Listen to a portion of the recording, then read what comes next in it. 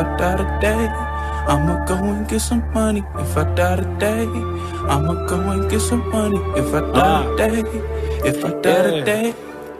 Cold flows for a cold mind, see a new world, but I'm so blind. Kick rocks when your time's up, better start digging like a coal mine. Cold heart, seen cold times, it's a bold move, but the sunshine raise up when you... Alright guys, we are back at it again with another video, guys. Good morning.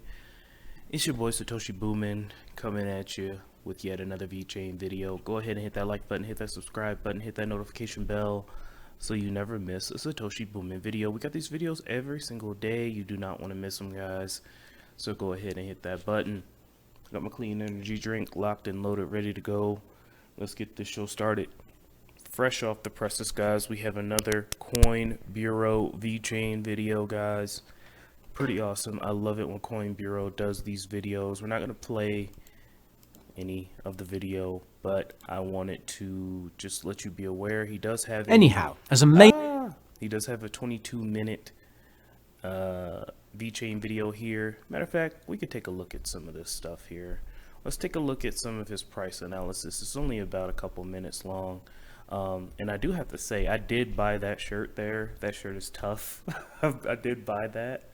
And I got his other shirt where it says buy the dip with the Bitcoin and the little bowl of soup. So yeah, I'm a big Coin Bureau fan. Anyway, let's take a look at what his price analysis is here. I think it'll definitely be interesting. Amazing as all VeChain's developments, updates, announcements and partnerships have been, VET has been having a hard time as far as price goes. This is for a few reasons. For starters, BTC is still recovering from its November crash, and as an altcoin, VET is highly correlated to BTC. For what it's worth, VET is in roughly the same territory as most other altcoins for the time being. While it's certainly nice to see that VET is in a long-term uptrend, it looks like VET has been setting lower highs since the crypto crash last May. This might have to do with the fact that the May crash was caused by China's crackdown on crypto mining, and China's clampdown on the industry has only accelerated since then. This is bad news for VeChain because China is where the project has secured most of its partnerships, and it's also where the software company behind VeChain is based. The good news is that VeChain seems to be expanding its presence outside of China. The VeChain Foundation's new European headquarters and the VUSD stablecoin supports this idea. The bad news is that VeChain's adoption doesn't exactly translate to increased demand for VET because it's only used for staking and governance. Of these two fundamental demand drivers, staking is probably the most dominant, and the bad news there is that the minimum stake to become an economic node, or X node, that earns a meaningful amount of VTHO isn't all that affordable for the average person. The good news is that VET staking can be done through select third-party wallets and exchanges, but the bad news there is that VET staking rewards through third-party wallets and exchanges are low, with Exodus only offering around 1% per year. Still better than a bank, though that hardly says much. This leaves speculation as the only other demand driver for VET, and I suspect most of this speculation comes from VET's low price tag and the belief that there's big money to be made if it reaches $1. The issue with this angle is that VET has very limited exchange support in the United States, and this means it doesn't get nearly as much exposure as other low price tag cryptos. As I've mentioned many times before, it's not the price tag that matters, but the market cap. And the good news there is that VET has a medium-sized market cap. The bad news is that VET's actual market cap is probably much larger, since VET's entire supply technically finished vesting in the summer of 2019. The good news is that the VeChain Foundation, team and select investors haven't sold nearly as much as you'd think, but that might be because VET's price isn't that far off from its ICO price. Unfortunately, there's bad news there too. That's because VET's circulating supply has increased by almost 2 billion over the last year, which is still big bucks if you do the maths and assume that additional supply was sold, and VeChain's aggressive expansion suggests it was. The good news is that CoinGecko suggests VET's supply hasn't increased at all over the last year, but I have a feeling that any VeChain nodes operating in China were forced to sell their VET because of the government's crackdown on the industry. It's a similar story for VeChain's VTHO, which seems to be in less of a long-term uptrend and has likewise been setting lower highs over the last year. As I mentioned earlier, VTHO is used to pay for So we know about VTHO here. I think that VTHO will rise when VeChain rises. Now he does make a lot of good points here, but I think the main driver of the price kind of stagnation is Bitcoin, guys. All right. Let's just say in the next 6-7 months, Bitcoin's up and he makes another VeChain video. He's going to be talking different. Okay. Nobody were making these arguments when VeChain was up at 20 cents, 25 cents. It all depends on what Bitcoin is doing. VeChain, if we look at the metrics, down about what, 75% from all-time highs. Let me just double check that. CoinGecko here.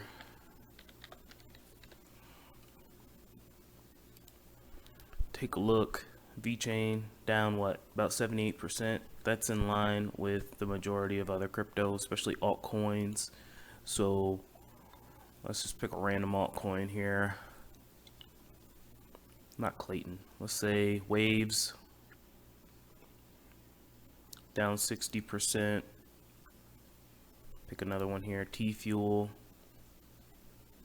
Down 75%. So we can see altcoins did get hit hard. It's not like VeChain's the only token that is down 80% right now. So just keep that in perspective, guys. There's pros and cons to every crypto.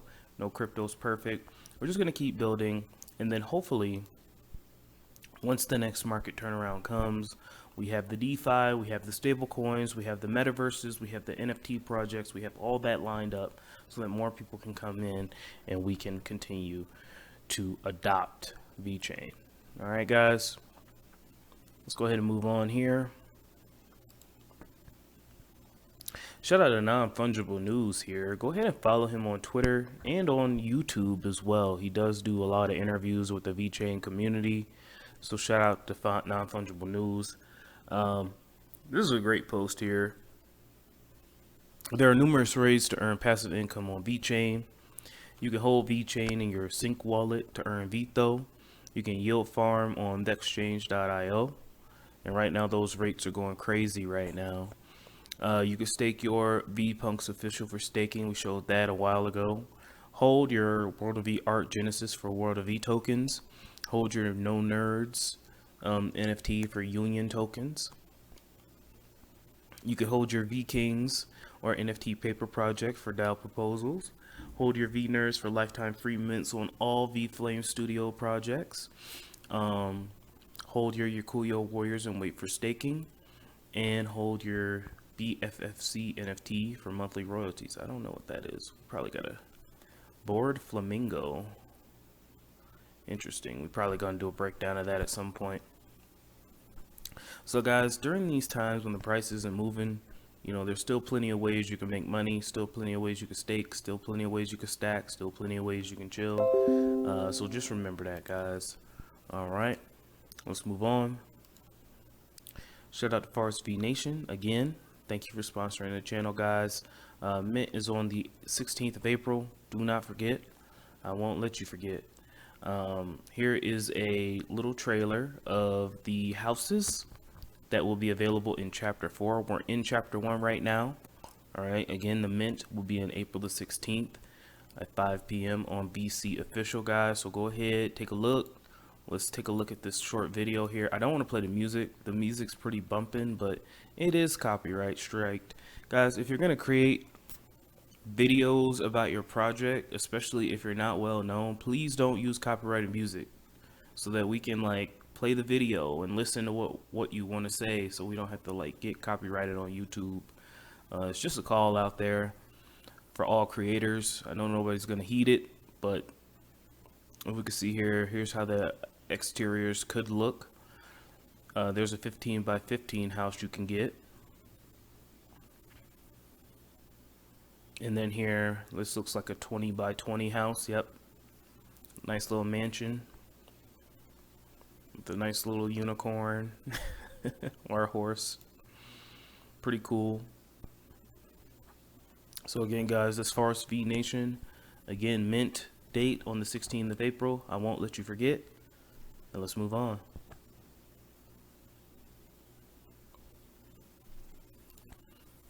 And finally, guys, this is another hit to the ego. Robinhood has listed Shiba Inu. Congratulations to all the Sheeb holders out there. You know, hey,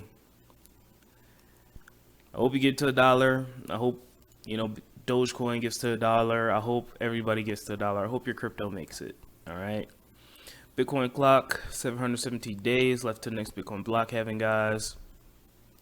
We're going to continue to chop wood. Bitcoin still here at about 40K. I mean, we can't ask for much more. I mean, 2 years ago, guys, we were thinking that Bitcoin was going to go back down to 5K. And, you know, 2 years ago, things were crazy, but nobody don't want to hear that bull crap. So I'm just going to continue to stack, stake, and chill like I've been doing. Nothing's going to change, and we're just going to keep running it up. All right, guys. So Shiba Inu's up. Shout out to Shiba Inu again. Got listed on Robinhood, so who knows? Maybe they'll spur a bull run or something. It only takes a couple of coins, guys. It really only takes a couple coins. VeChain's here at 6 cents. Hopefully we can hold that. But it all depends on what Bitcoin does, guys. If Bitcoin takes a dump, like a literal dump, then you know, those games will be wiped out. So that's all I have for you today, guys. Stay tuned for the Cardano updates. We got some amazing updates for Cardano, so you don't want to miss that. And I'll talk to you soon, guys. Love y'all. Bye.